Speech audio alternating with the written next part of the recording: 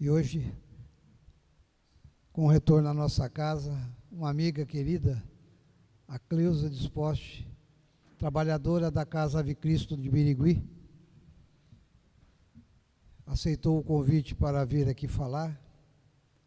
Então, eu vou passar para ela, porque eu já, acho que já cansei a beleza de todos. Ela vai falar sobre o tema Vida Plena.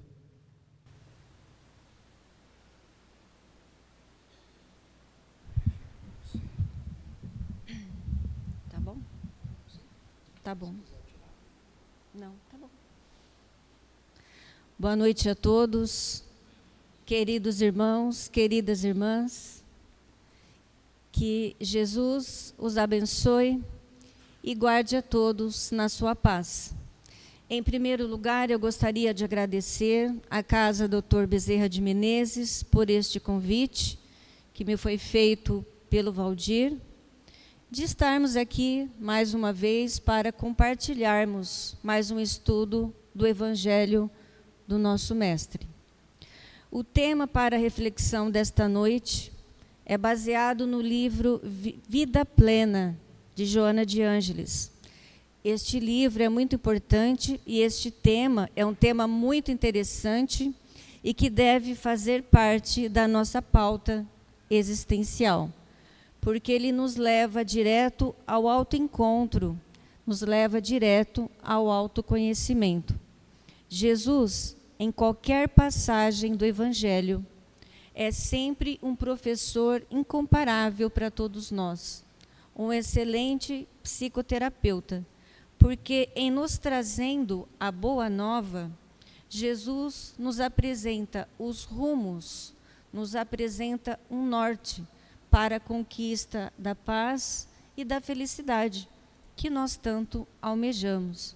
É claro que há muita resistência ainda da nossa parte, mas estamos a caminho, não é? E a marcha prossegue sempre. Joana diz que os grandes movimentos da nossa vida são como os movimentos de uma semente, que desabrocha pequena e simples, mas que aos poucos essa semente vai ganhando robustez, vai gerando múltiplos frutos, até renovar a paisagem da natureza. E assim também somos nós. Com as nossas ações, as nossas atitudes, passo a passo, simples e pequenos, nós vamos provocando mudanças, alterando e renovando a paisagem da nossa existência. Estou falando muito perto do microfone, ou tá bom? Tá bom? Essa reflexão que nós trazemos hoje é pelo olhar da psicologia espírita da benfeitora Joana de Ângeles. O antigo provérbio africano afirma que a árvore soberana cresce em silêncio, mas quando ela tomba, provoca um ruído imenso. E assim somos nós, provocamos muito ruído, muito barulho, quando estamos no processo de aprendizado, processo de sofrimento, aprendizado. Joana diz que a evolução moral é um trabalho silencioso, de transformação de valores antigos para o uso de valores mais nobres, edificantes. O mal aparente de agora é um teste em nosso processo, no processo de crescimento em nossas vidas. O mal real, o mal verdadeiro, esse sim, é aquele que nós praticamos em relação ao nosso próximo. E, consequentemente, este mal verdadeiro prejudica a nossa própria vida futura. O mal que está lá fora é um mau desafio para o nosso aprendizado, para nós encararmos de uma forma mais positiva, que vai nos deixar mais plenos, mas o mal que nós provocamos em outrem, esse sim, é o mal verdadeiro, é o mal real que existe em nós. Em 2020, no início da pandemia, a benfeitora nos trouxe a obra Vidas Vazias.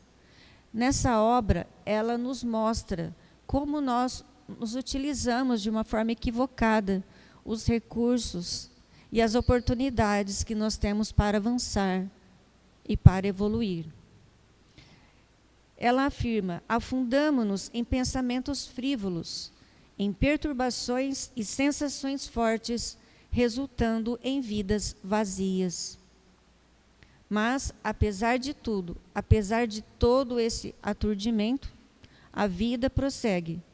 E a vida humana tem os sublimes objetivos de amar e de encontrar o sentido da vida. Em 2021, então, ela nos presenteou com a obra Vida Plena, que é o título de hoje, nos mostrando como alcançar, então, essa plenitude. Mas o que é a plenitude? Como conquistar essa tal plenitude? Joana afirma que no processo de evolução, cada espírito desenvolve, etapa a etapa, determinados valores que lhes são inatos. Em uma oportunidade, aprimora a inteligência, numa outra oportunidade, o sentimento, numa próxima, a aptidão artística, buscando então uma perfeição que vai sintetizar a aquisição de todos os bens intelecto-morais. Pouco a pouco vamos compondo, construindo, então, essa aquisição superior. Ela continua dizendo: afligindo-se muitas vezes por constatar as dificuldades que defronta, impedindo o avanço, o indivíduo estaciona, desanima ou rebela-se. A jornada da alma é atraente e a conquista das vitórias se dá mediante o investimento dos melhores esforços, do interesse e do empenho para conseguir essas vitórias. Toda aquisição é resultado de afanoso trabalho, cansativo trabalho.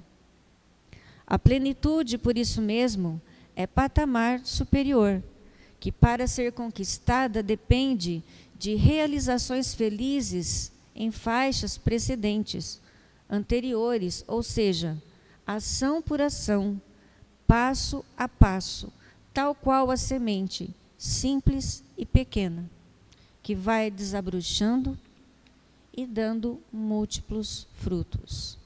Neste livro, Joana de Ângeles nos traz o pensamento de um filósofo inglês chamado Thomas Hart, que no século XVIII, ele afirmou que o homem perdeu o endereço de Deus e por isso ele não consegue encontrar a paz. E Joana estende esse pensamento dizendo: e os homens cresceram e se tornaram adultos, mas não se conhecem, porque também perderam o endereço de si mesmos. É exatamente este cenário que nós vamos observar na parábola do filho pródigo. É uma parábola muito conhecida, mas foi por essa razão que Joana de Ângeles, na obra Em Busca da Verdade, escreveu 50 páginas, traçando um perfil psicológico desse filho pródigo, não só dele, como do pai, que representa Deus, e do filho mais velho, que permaneceu ali na retaguarda. É uma passagem das mais importantes. Então, a título de mencionar, é a jornada de uma alma. A jornada do filho pródigo, o filho mais moço, é a jornada de uma alma que busca a vida plena, mas por caminhos tortuosos, até que um dia ele retorna e retoma o curso da sua evolução. Esse filho pródigo, ele perde o endereço do pai, que é Deus, e perde o endereço de si mesmo. Partindo para uma terra longínqua, diz o texto. Entendam terra longínqua como as profundezas da sua consciência, para realizar um aprendizado. Jesus disse: um certo homem tinha 2 filhos, e o mais moço deles disse ao pai: Pai, dê-me a minha parte na fazenda, a parte que me pertence. E poucos dias depois, esse filho mais novo partiu para uma terra longínqua. Naquela época, na Palestina, normalmente as famílias, as comunidades viviam todas juntas, unidas, cuidando uns dos outros. Cuidavam das plantações, cuidavam dos animais, apacentavam os animais de um determinado dono de propriedade, fazendeiro, apacentavam as próprias, eles se ajudavam. Era uma comunidade. E os bens de família, as propriedades, só eram transmitidas para os filhos quando os pais morriam. Então, naquela época, ficou muito mal visto para o filho mais moço. Por quê? Querer a parte que lhe cabe, enquanto o pai ainda estava vivo, era simplesmente desejar a morte do pai. Então, ele ficou muito mal visto na comunidade, ali onde ele estava. Mas ele não se importava com isso. Ele partiu. E Jesus continua. Então, ele desperdiçou a sua fazenda, vivendo dissolutamente, ou seja, de forma libertina, sem se atentar aos princípios morais. E ele gastou absolutamente tudo. Quando ele estava nessa terra distante, veio um período de grande fome, e ele começou a passar necessidades. Ele então procurou algo para fazer, até que ele teve uma iniciativa, o trabalho. Já era um pequeno passo. Mas o único trabalho que tinha para ele, devido à grande pobreza no local, era apacentar porcos, que era outra coisa também muito mal vista, porque também na Palestina, naquela época, o porco era considerado imundo. Então não era um trabalho digno. Então ele começou a cuidar dos porcos para poder comer as alfarrobas, as vagens que eram dadas aos porcos. E, na verdade, ele se enganou, porque as vagens que eram nutritivas eram dadas aos porcos, mas ele não tinha o direito de comê-las. Ele teria que comer um outro tipo de vagem que não tinha elementos nutritivos, não tinha tantos elementos nutritivos. E ele começou a emagrecer, a ficar fraco, a ficar fragilizado. Ele começou a pensar diante de tanta dor e sofrimento. Meu pai tem funcionários com abundância de pão. Os funcionários do meu pai têm refeições diárias. E olha o meu estado. Eu aqui passando fome, passando necessidades e sofrendo deste jeito. Então, esse é o momento que ele começou a cair em si. O que Jesus quis dizer nesta passagem é que o jovem tinha atingido o fundo do poço. O fundo do poço, ou melhor, como Joana gosta de afirmar em suas obras, o fundo do poço da amargura. Porque ele caiu em si e percebeu a ilusão em que ele vivia. Ele então decidiu voltar para a casa do pai. Essa passagem representa a volta dele para Deus, porque o pai, como eu disse, é representado por Deus. Eu vou me levantar e irei ter com meu pai. E foi. E quando ele estava ainda muito longe, o seu pai o viu e se moveu de compaixão e, correndo, o beijou. O filho disse ao pai: Pai, pequei contra o céu e perante ti, e já não sou digno de ser chamado teu filho. Mas o pai disse aos servos: Trazei depressa a melhor roupa, e vesti, e trazei o bezerro cevado, e matai-o, e comamos e alegremo-nos. Porque este meu filho estava morto e reviveu. Este meu filho tinha se perdido e foi achado. Nesse momento, começa o processo de reabilitação espiritual do jovem, um processo de despertar da consciência. É quando ele sai da consciência de sono para a consciência desperta. A consciência de sono é aquele estado em que nós nos encontramos fechados num casulo, num esconderijo, numa espécie de comodismo, como nós dizíamos antigamente. Não enfrentamos a luta, nós ignoramos muitos desafios existenciais. Quando a consciência está desperta, daí sim, nós estamos caminhando. É preciso o primeiro passo para sair deste casulo, deste esconderijo e vivenciar as legítimas leis da vida que Jesus nos trouxe com as suas lições. O Evangelho nos apresenta lições que norteiam a nossa caminhada. Vamos dar exemplo de 2 grandes desafios para a vida plena. Uma existência que deve ser focada no autoconhecimento e no autoamor, abraçando esse ideal de solidariedade, de amor, de fraternidade que está no Evangelho do Cristo. O primeiro exemplo é a lição do jugo leve. A lição do jugo leve é uma das mais consoladoras do Evangelho, porque Jesus falava para uma multidão de sofredores. Está em Mateus, capítulo 11, versículos 28 a 30.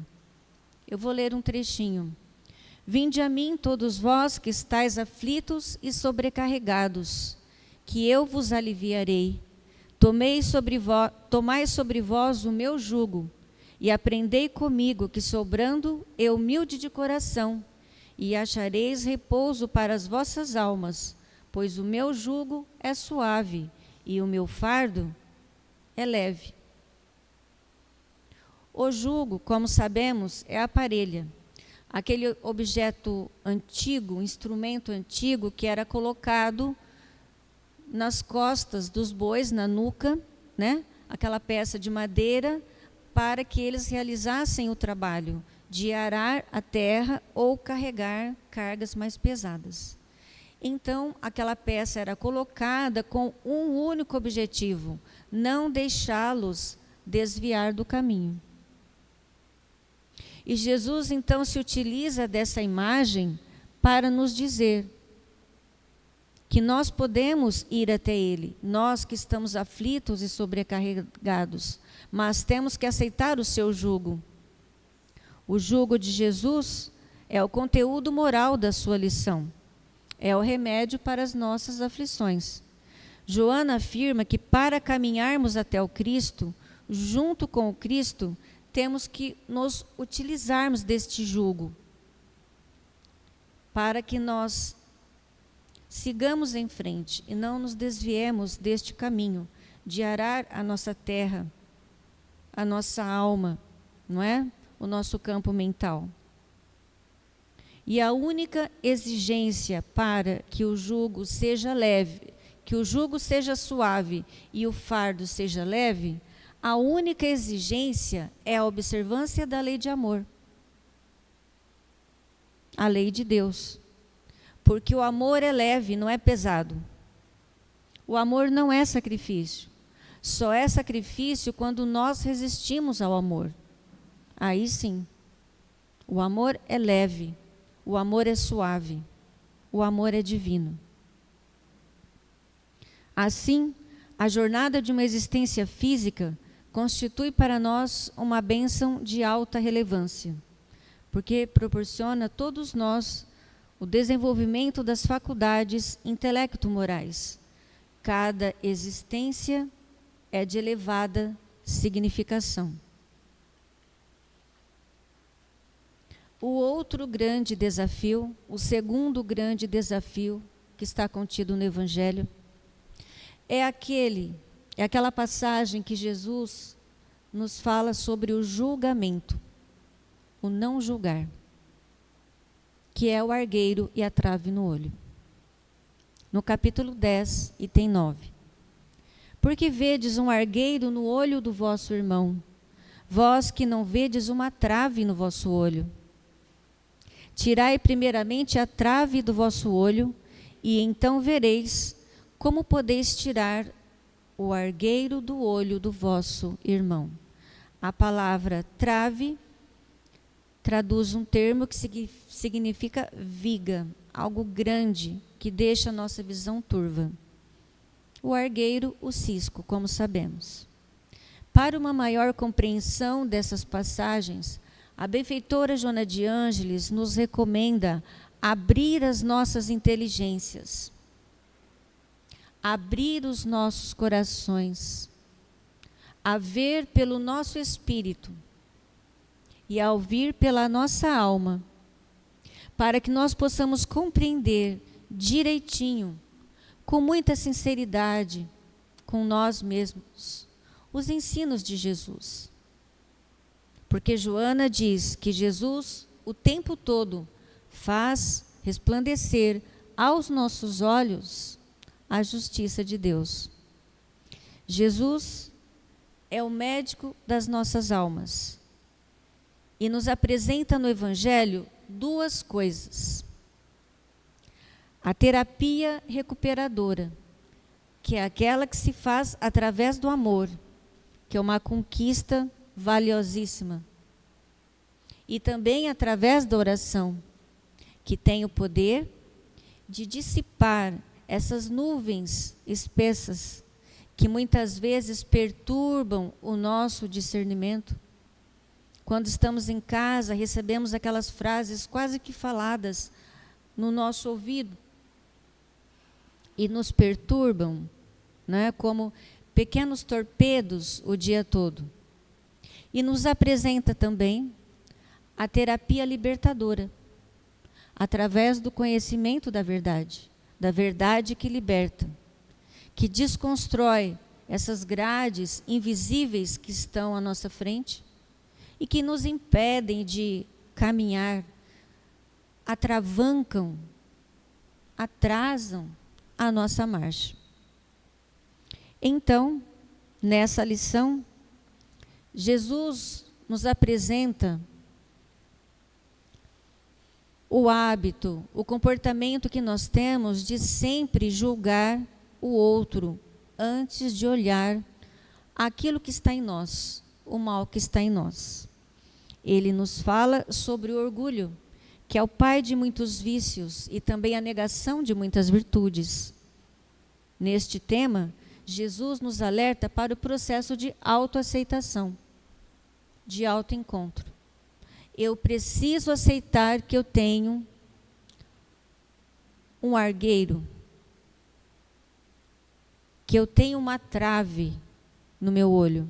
É uma espécie de miopia espiritual. Tudo que eu vejo está turvo. Tudo que eu olho, observo, está diferente do que é na realidade. É um cisco que está no meu olho, e a partir dele eu julgo todas as coisas e todas as pessoas. Então Jesus nos alerta para isso. Aceita que tens um cisco no seu olho. Aceita, porque tem, não é uma possibilidade, não é uma hipótese. Mas o que é aceitar a si mesmo? Aceitar a si mesmo é abraçar tudo o que se é.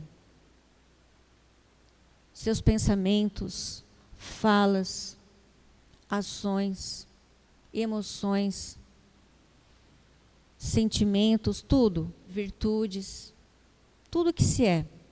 Porque quem se aceita dessa forma está dando mais um passo no processo de autoencontro, de autoaprimoramento.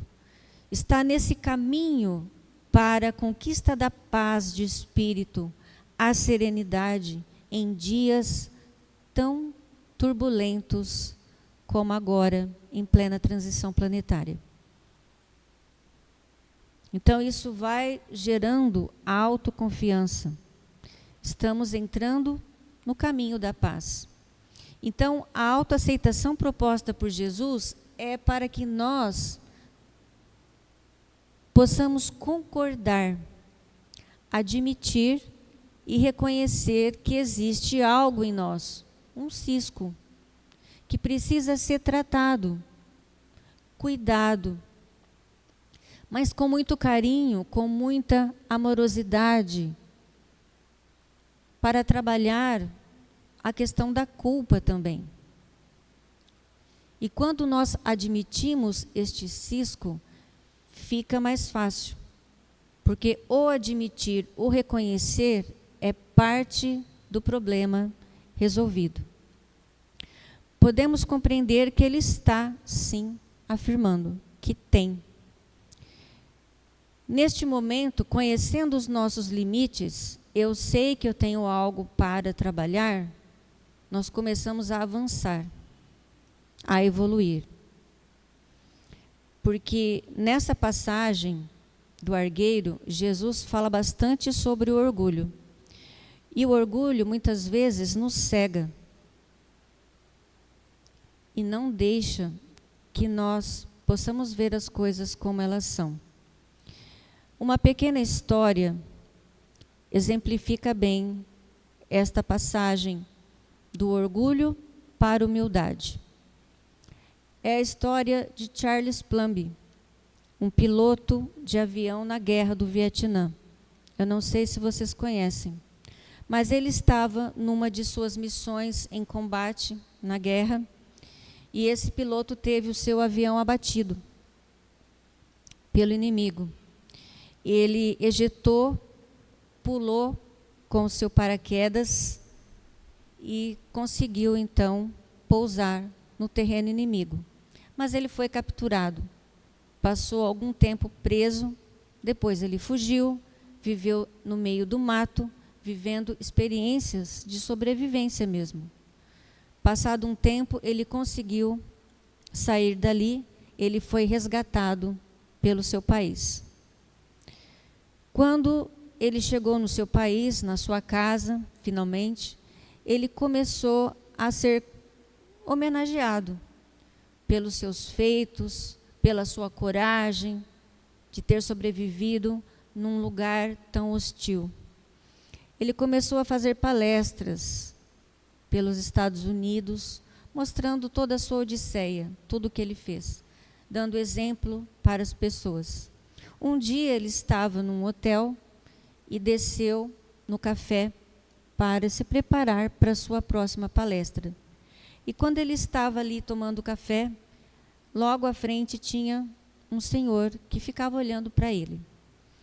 E ele observou, não conhecia, até que esse senhor disse o seguinte: o senhor é o piloto Charles Plumby? Ele disse, sim. É o senhor que teve o seu avião abatido e foi ejetado e o seu paraquedas funcionou e o senhor está bem hoje por causa disso, não é? Ele disse, sim, sou eu mesmo. Graças ao meu paraquedas ter funcionado, eu estou vivo e estou aqui. É isso mesmo. Então o senhor disse assim, pois é, o senhor sabia que fui eu quem dobrou o seu paraquedas naquele dia? Ele ficou muito apreensivo, porque ele não conhecia aquele senhor, nem imaginava da existência dele, e estava diante dele uma pessoa que havia salvado a vida dele. Porque se esse paraquedas não tivesse sido dobrado da forma correta, ele tinha morrido. Não é? A partir deste dia, após a palestra, ele voltou ao quarto, mas ele não conseguiu dormir. Ele ficou pensando como pode ele ter transitado no porta-aviões e esse senhor estar lá o tempo todo, um marinheiro, e ele não ter observado. E os outros pilotos também, não é? Quantas vezes aquele senhor dobrou os tecidos do paraquedas de uma forma perfeita, sabendo que muitas vidas iriam ser salvas pelo trabalho dele, pelo trabalho bem feito. Então, ele saiu de uma posição de orgulho que até então ele mantinha, porque ele era muito homenageado, muito paparicado, vamos dizer assim, né? E esqueceu-se, né? Que ele não conseguia fazer tudo sozinho, que ele dependia de outras pessoas, né?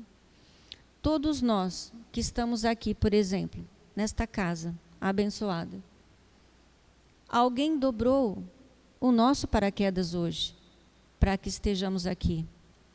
Em casa, alguém preparou o almoço, ou o jantar, ou cuidou das nossas roupas. Alguém nesta casa chegou mais cedo, abriu o centro, preparou as águas, preparou o som, a sala de passes. Alguém cuida dos cursos que são ministrados. Pessoas cuidam da parte mediúnica e das campanhas da casa. Todos esses trabalhadores da casa estão dobrando os nossos paraquedas, para que tudo aconteça a contento.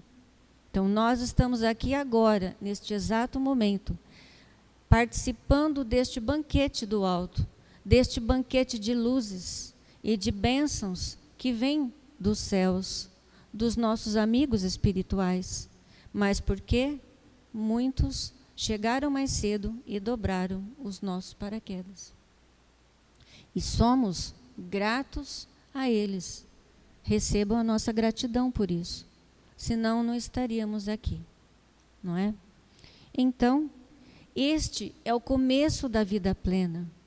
Este olhar de humildade, de saber que não fazemos tudo sozinhos, que alguém nos dá suporte, desde a hora que começa o dia. Então, vamos abolindo o orgulho, eliminando o orgulho, implantando essa autoconsciência e sendo gratos, porque junto com a humildade, obrigatoriamente vem a gratidão. Eu percebo que necessito dos outros, automaticamente eu sou grato. Então o orgulho é posto de lado, porque eu decidi colocar essa atitude na minha vida. Joana de Ângeles nos faz um convite com as seguintes palavras: o grande desafio contemporâneo para o homem é o seu autoconhecimento. Então, esse autoconhecimento, ele é muito importante. Todos os temas que forem falados nessa tribuna, nesse púlpito, todos os temas, obrigatoriamente, vão resultar no autoconhecimento. Se falar de perdão, é obrigatório o autoconhecimento. Todos os tipos de conflitos existenciais, a culpa, a raiva, o ciúme, todos os conflitos existenciais, o autoconhecimento é a chave. Porque em se autoconhecendo é possível provocar mudanças importantes. E às vezes nós encontramos pessoas, mesmo no centro espírita, que dizem assim: olha, faz 2 anos que eu frequento o centro e mudou muito pouca coisa na minha vida ou na minha família. É muito comum, às vezes, né? A gente ouvir esse tipo de coisa. Então, Muitas vezes a pessoa fala, eu vou assistir palestra, tomo passe e tomo água fluidificada. Toda semana. E mudou muito pouco. Então, é preciso compreender que não basta essas 3 coisas. A doutrina nos ensina que nós precisamos de 5 coisas. 5 coisas para provocar mudança verdadeira na nossa vida, com influenciação em casa, certamente. Então, assistir palestra, sim. Tomar passe, sim. Água fluidificada. A 4ª coisa que nós precisamos para provocar mudanças é o estudo. É necessário estudar. O como fazer é a busca do autoconhecimento. Quando eu estudo, eu sei o que eu estou buscando. É preciso saber o que se busca para poder encontrar, né? E a 5ª coisa, além de palestra, passe, água fluidificada e o estudo, é a prática. A prática completa, os 5 itens que nós precisamos, né? E a prática se dá através desses pequenos exercícios, pequenos desafios que no dia a dia vão nos testando. Mas como adquirir, então, esse autoconhecimento? Todos devem se lembrar da questão 919 de O Livro dos Espíritos, em que Santo Agostinho nos ensina a buscar o autoconhecimento, que é reconhecer essa parte imperfeita da sombra que nos habita, não é? Ele pergunta, qual o meio prático mais eficaz que tem o homem de se melhorar nesta vida e de resistir à atração do mal? Os espíritos responderam, né? Qual o meio de consegui-lo? Conhece-te a ti mesmo.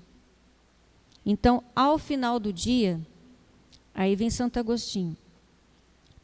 Fazei o que eu fazia na terra. Interrogava minha consciência, passava revista ao que fizera e perguntava a mim mesmo se não tinha cometido algo de errado contra o meu irmão.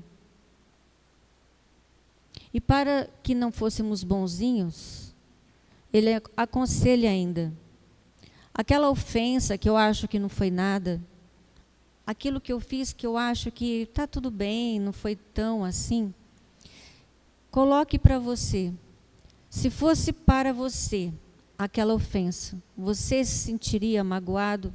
Você ficaria ressentido? Se a resposta for sim, então não deve fazer. Então vem a máxima, né? Fazei ao próximo somente aquilo que você gostaria, né, que te fizessem. Então, ele continua. Grande força adquiriria para se aperfeiçoar, porque, crede-me, Deus o assistiria. Então, este é o momento exato em que nós identificamos esse cisco, essa miopia espiritual, quando passamos a fazer reflexões do tipo, sabe quando nós estamos em casa e nós pensamos assim, olha, eu acho que eu exagerei naquele fato ou naquela situação. Eu acho que eu falei demais, eu não deveria ter falado aquilo. Por que que eu fui falar? Não é? A pessoa estava nervosa, está fragilizada, e eu ainda fui falar aquilo que eu acho, porque a gente tem a solução para os problemas de todo mundo, não é? É facinho resolver a vida de todo mundo, né? Só a nossa que fica um pouco, né, quietinha, escondida. Mas a gente resolve a vida de todo mundo, é muito fácil.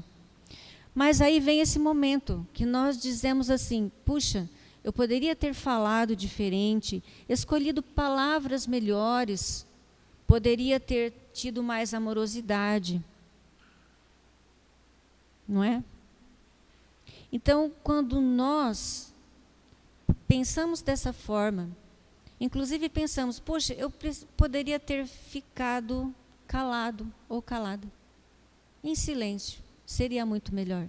Isso é a chegada do autoconhecimento. Quando nós percebemos Porque quando nós não estamos nesse processo, nós colocamos o orgulho na frente e dizemos assim: não, eu falei porque é a verdade. Ela mereceu, e alguém tem que falar a verdade, ela mereceu isso. Então é o orgulho falando.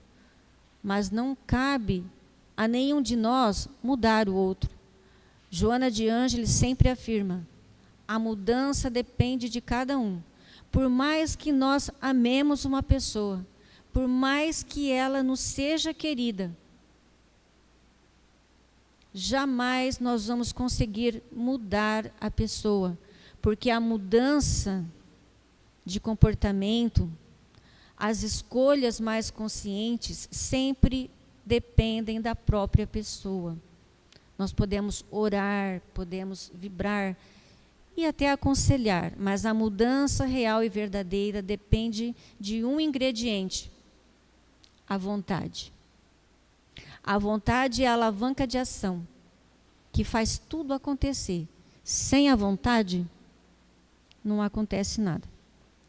O capítulo 28 do Evangelho nos diz que quando estamos indecisos em fazer ou não alguma coisa, devemos, antes de tudo, nos colocar as seguintes perguntas. Primeiro, a coisa que hesito em fazer pode causar um prejuízo qualquer a outrem? Segundo, ela pode ser útil a alguém? Terceiro, se alguém a fizesse a mim, eu ficaria satisfeito? Está no capítulo 28. Na dúvida, abstente e não faças. No capítulo 4 do livro Vida Plena, nós encontramos o título: Que queres que eu te faça? E nesse título nós encontramos o momento da chegada da maturidade psicológica para Bartimeu, o cego de Jericó. A história dele é conhecida também. Bartimeu era cego, vivia à margem, nas ruas. E Bartimeu, ele não desejava somente enxergar, ele queria ver, dando um novo sentido, um novo significado na própria vida. E ele estava ali. E aconteceu que, chegando Jesus perto de Jericó, estava então o Bartimeu assentado ali no caminho. E o Bartimeu, ele ouviu um barulho, uma multidão que começava a se movimentar. E ele então perguntou: o que está acontecendo? Alguém disse para ele: é o Nazareno passando. Assim que Bartimeu ouviu, ele começou a gritar: Jesus, tem misericórdia de mim. Como ele começou a gritar, as pessoas começaram a reclamar dele.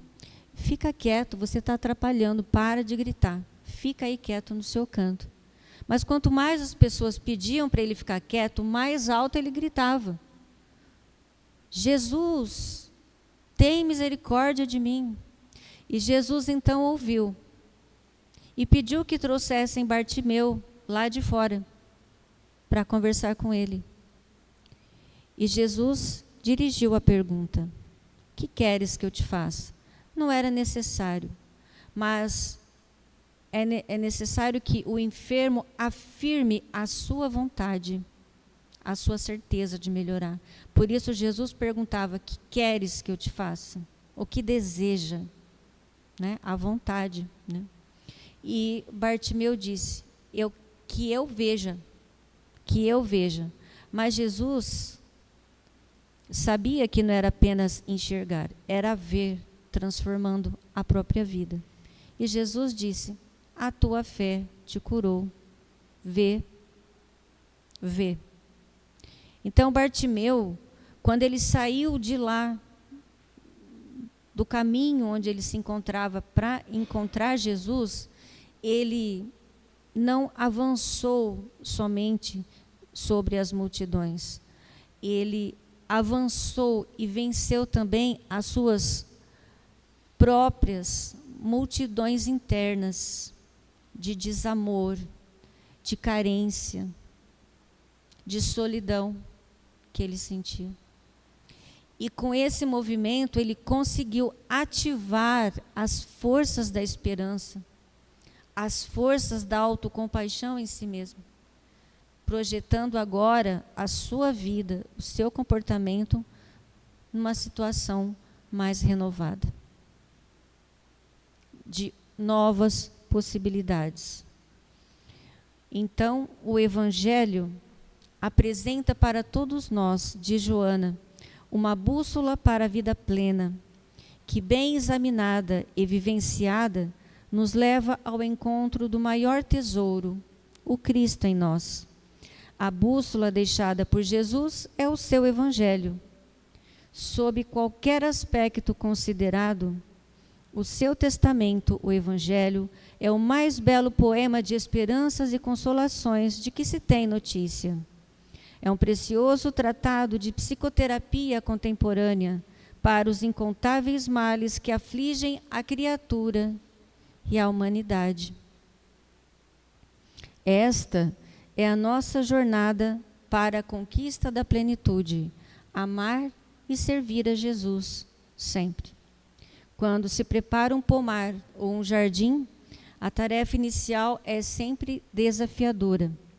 Tem-se que trabalhar o solo, muitas vezes sem vitalidade, coberto ou não de plantas, espinhos, plantas rasteiras.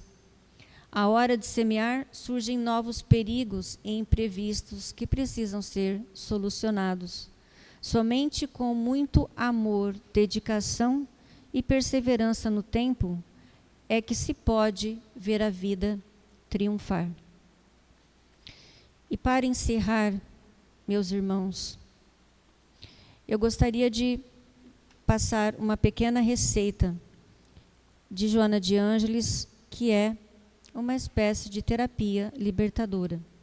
Agora que nós vamos passar para a fase dos passes, que cada um possa guardar essa receita na mente e no coração. Ela diz: a cada dia, coração amigo, toma um dos nossos estudos e reflexiona, esculpindo-o na tua existência, e desse modo viverás em plenitude. Assim, buscando a harmonia, propõe-te o desafio de prosseguir seguindo Jesus, o modelo ideal da humanidade que te aguarda gentil.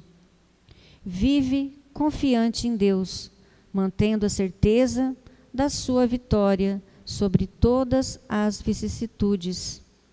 Confia no teu esforço e na divina providência, que está sempre vigilante, pronta para auxiliar todos aqueles que se lhes entregam. Deus te necessita. Sustenta-te através do ar, e sua luz, a irradiar-se na força do sol, é o agente vitalizador das tuas energias. Dele recebes a inspiração para o crescimento libertador, para a ação feliz e para uma existência harmoniosa. Teus pensamentos, palavras e atos devem traduzir essa presença em ti, porque de alguma forma estás mergulhado no oceano de sua onisciência.